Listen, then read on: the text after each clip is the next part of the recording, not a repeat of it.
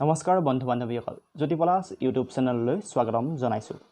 অসম চৰকাৰৰ স্বাস্থ্য বিভাগত মুঠ 656টা পদৰ বিজ্ঞাপন প্ৰকাশ পাইছে। এই 656টা পদৰ বিজ্ঞাপনৰ সবিশেষ জানিবলৈ মোৰ ভিডিঅ'টো অন্তিম পৰ্যায়লৈকে চাওক। আৰু চাকৰি আৰু শিক্ষা সম্পৰ্কীয় বাতৰি পাই থাকিবলৈ মোৰ চেনেলটো ছাবস্ক্ৰাইব কৰক, শ্বেয়াৰ কৰক আৰু কমেণ্ট কৰক। বলক এতিয়া ভিডিঅ'টো আৰম্ভ কৰোঁ। স্বাস্থ্য বিভাগত বিজ্ঞাপন প্ৰকাশ পাইছে। স্বাস্থ্য বিভাগত প্ৰকাশ কৰা বিজ্ঞাপনসমূহ ইচ্ছুক প্ৰাৰ্থীয়ে অনলাইন আবেদনৰ জৰিয়তে আবেদন কৰিব পাৰিব। অনলাইন আবেদনৰ বাবে www.dhs.assam.gov.in আবেদন কৰিব পাৰিব।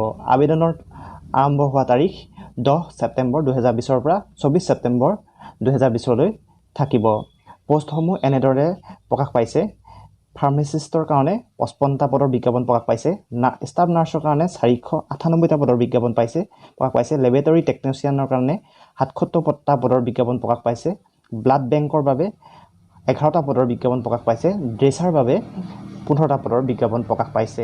ফাৰ্মাচিষ্টৰ কাৰণে মিনিমাম এডুকেশ্যনেল কোৱালিফিকেশ্যন হ'ব প্ৰাৰ্থীজন ডিপ্ল'মা বা ডিগ্ৰী থাকিব লাগিব ফাৰ্মাচিষ্টত, আৰু তেওঁ কোনো গভৰ্ণমেণ্ট ৰিকগনাইজ ইনষ্টিটিউটৰ পৰা ফাৰ্মাচী ডিগ্ৰীধাৰী হ'ব লাগিব।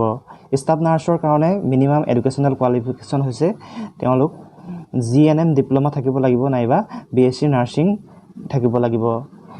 লেবৰেটৰী টেকনিচিয়ানৰ কাৰণে হায়াৰ ছেকেণ্ডেৰী বা সমপৰ্যায়ৰ পৰীক্ষাত উত্তীৰ্ণ হোৱাৰ উপৰিও লেবৰেটৰী টেকনিচিয়ানৰ ডিপ্ল'মা বা চাৰ্টিফিকেট থাকিব লাগিব। ব্লাড বেংকৰ বাবে হায়াৰ ছেকেণ্ডেৰী বা সমপৰ্যায়ৰ পৰীক্ষাত উত্তীৰ্ণ হোৱাৰ উপৰিও তেওঁ লেবৰেটৰী টেকনিচিয়ানৰ ডিপ্ল'মা বা চাৰ্টিফিকেট থাকিব লাগিব। ড্ৰেছাৰৰ কাৰণে হায়াৰ ছেকেণ্ডেৰী বা সমপৰ্যায়ৰ পৰীক্ষাত উত্তীৰ্ণ হ'লেই হ'ব। তাৰ উপৰিও কিন্তু 3 বছৰ ড্ৰেছিং কৰাৰ অভিজ্ঞতা থাকিব লাগিব। এই সকলো পদৰ দৰমহা চৰকাৰী নীতি নিয়ম অনুসৰি প্ৰদান কৰা হ'ব। ৰিজাৰ্ভেশ্যন সকলো পদৰ বিজ্ঞাপন চৰকাৰী ৰুল আৰু নৰ্মছৰ অনুসৰি প্ৰদান কৰা হ'ব। বয়স প্ৰাৰ্থীজন 18 বছৰ তলৰ আৰু 24 বছৰ ওপৰৰ প্ৰাৰ্থী হ'ব নোৱাৰিব। কিন্তু OBC কেণ্ডিডেটছৰ কাৰণে 3 বছৰ ৰিলেক্সেশ্যন থাকিব। তাৰ উপৰিও SC, STP, STH কেণ্ডিডেটৰ বাবে 5 বছৰ বয়সৰ ৰিলেক্সেশ্যন থাকিব। এই পদসমূহৰ বাবে কোনো ধৰণৰ মাচুল দিব নালাগে। এই পদসমূহ সকলো পদ অনলাইন পদ্ধতিৰ দ্বাৰাই আবেদন কৰিব পাৰিব।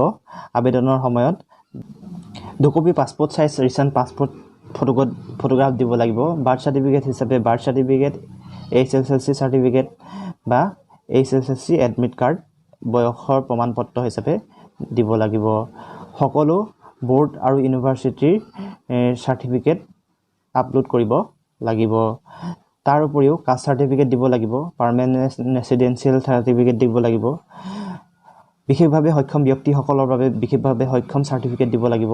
এমপ্লয়মেণ্ট এক্সচেঞ্জ ৰেজিষ্ট্ৰেশ্যন চাৰ্টিফিকেট দিব লাগিব। নাৰ্ছিং ৰেজিষ্ট্ৰেশ্যন চাৰ্টিফিকেট দিব লাগিব। ফাৰ্মাচী ৰেজিষ্ট্ৰেশ্যন চাৰ্টিফিকেট দিব লাগিব। আৰু যিবিলাক কেণ্ডিডেট দৰিদ্ৰ সীমাৰেখাৰ তলৰ তেওঁলোকে ইকনমিকেলি উইকাৰ ছেকশ্যন চাৰ্টিফিকেট দিব লাগিব।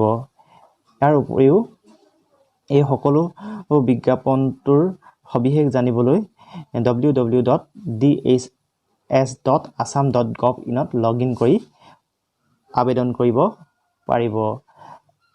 ধন্যবাদ।